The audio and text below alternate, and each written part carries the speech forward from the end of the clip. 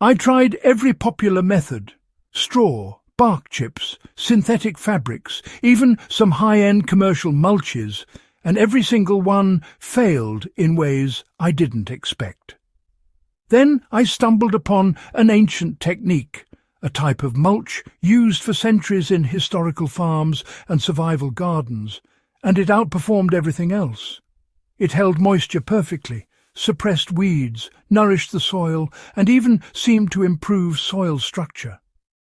Today, I'm going to reveal the secret of this ancient mulch, explain why it's so effective, and show you exactly how you can use it to transform your garden.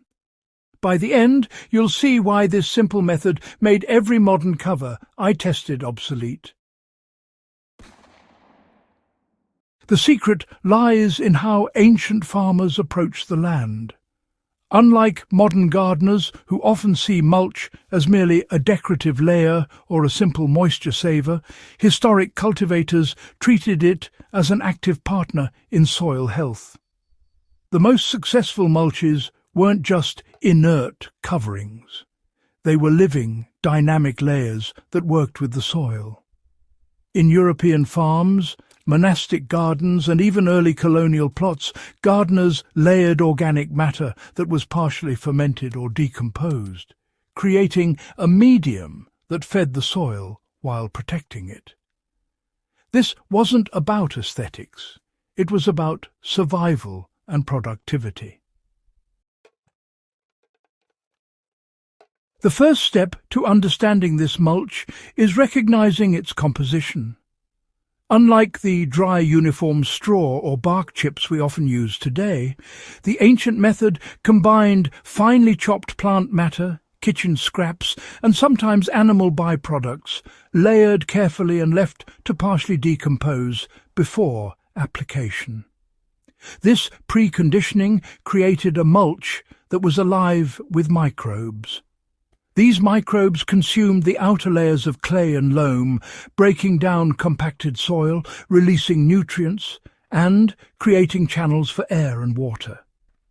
In practice, this meant that soil covered with this ancient mulch became crumbly and fertile within a matter of weeks, a transformation modern synthetic fabrics could never achieve. To apply this knowledge today, you start by preparing the mulch properly. Gather a mix of chopped leaves, soft vegetable scraps, and small amounts of straw or hay. Some historical guides suggest adding a touch of molasses or fermented grain mash to kickstart microbial activity, creating a living mulch that feeds the soil from the top down. Spread this mixture evenly over your garden bed, ensuring it's thick enough to block light and suppress weeds, but not so dense that air and water can't penetrate. Over time, the mulch integrates with the soil, improving its texture, nutrient content, and water retention. What makes this mulch truly remarkable is, well, its adaptability to different environments. In heavy clay soils, it breaks up compaction and allows roots to penetrate more easily. In sandy soils, it retains moisture and reduces erosion. Historical records show that medieval farmers would layer this mulch annually, sometimes incorporating crop residues from the previous season to maintain fertility without chemical inputs. For urban gardeners, you can mimic this by saving kitchen scraps, adding shredded leaves each autumn, and letting the mixture partially ferment in a corner of your yard before applying it to garden beds. The results are almost immediate. Soil that once dried out in hours now retains moisture. Weeds struggle to emerge, and plants grow more vigorously. Another practical application is its use in survival and historical reenactment gardens. For anyone practicing permaculture or recreating ancient farming methods, this mulch provides an authentic, functional layer that doesn't just protect the soil, but, actively improves it.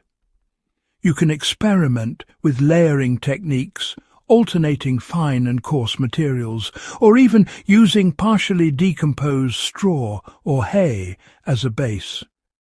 Ancient farmers often observed the soil's behavior over weeks, adjusting their mulch layers to maintain moisture and fertility.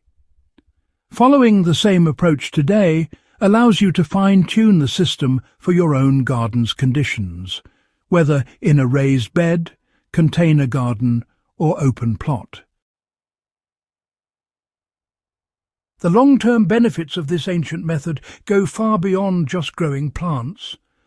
By continuously feeding the soil, you create a self-sustaining ecosystem. Microbes flourish, nutrients cycle efficiently, and the soil structure strengthens over time. Modern mulches can last a season, but rarely improve soil health. They protect without nurturing. The ancient method, by contrast, actively repairs and enriches the land, reducing the need for fertilizers and irrigation. Gardens maintained in this way can support vegetables, grains and flowers year after year with minimal input, a lesson that survivalists and historical gardeners find invaluable. This ancient mulch isn't just about gardening. It's a window into the wisdom of past generations. It shows us how people managed resources, nurtured the soil, and built resilient systems without modern tools. By recreating these techniques today, we not only improve our gardens, but also connect with centuries of practical, sustainable knowledge. You can see the results for yourself with careful preparation, patient layering, and mindful observation. If you want your garden to finally thrive in ways modern covers never could, start experimenting with this ancient mulch today. Prepare your materials, apply them thoughtfully, and watch your soil transform. And if you found this guide valuable, make sure to subscribe to Hydro Haven.